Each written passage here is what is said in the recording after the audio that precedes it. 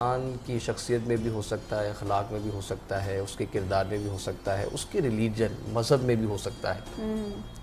تو اللہ تعالیٰ نے انسان کو محاسن کے اندر پیدا کیا ہے، اس کی ذات و اخلاق اور اس کے ادوار کے اعتبار سے۔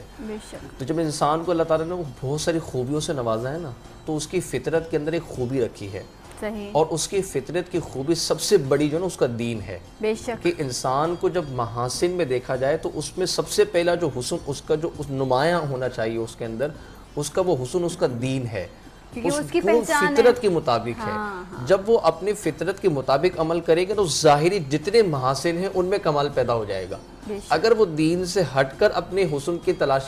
تلاشی کرے گا یا حسن کو سنوارنے کی کوشش کرے گا تو وہ ناکام رہے گا۔ تو اسلام کا سب سے بڑا حسن یہ ہے کہ اللہ رب العالمین نے اس میں انسانیت کا احترام پیدا کیا ہے۔ اگر انسان اپنے اندر چاہتا ہے کہ ظاہری ادوار اور ظاہری اخلاق کے اعتبار سے، ظاہری معاملات کے اعتبار سے میرے اندر حسن پیدا ہو جائے، تو اس نے اسلام کی محاسن کو سمجھنا ہوگا۔ اور اسلام کی محاسن میں سب سے بڑا حسن ہے انسانیت کا احترام۔ ابھی جسے آپ نے بڑی اچھی گفتگو کی کہ اللہ تعالیٰ نے ظاہری رشتے بھی پیدا کیے ہیں، اور وہ رشتے ہیں کہ جو ہمارے خونی بھی ہیں، اور وہ رشتے جو ہمارے معاشرتی ہیں،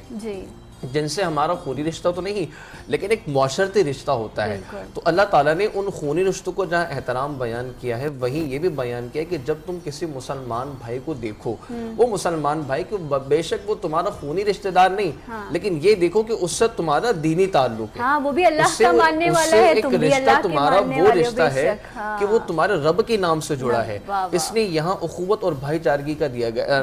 اخوت اور بھائی چارگی کا پیغام دیا گیا۔ دور جہالت کا اگر معاملہ دیکھ لیتے ہیں آپ، تو وہاں انسانیت کا جس طرح انسانیت کا احترام کو قتل کیا گیا، انسانیت کا احترام کو پامال کیا گیا، وہ تاریخ کی خون ریزی سمجھے کہ ایک خون ریزی تاریخ ہے۔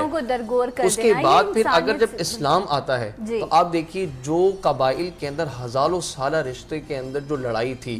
خزرجی قبیلہ تھا، اوس قبیلہ تھا، نبی کریم علیہ الصلوۃ والسلام جب ہجرت کر کے مدینہ آئے تو ان دونوں کے مابین جو ہے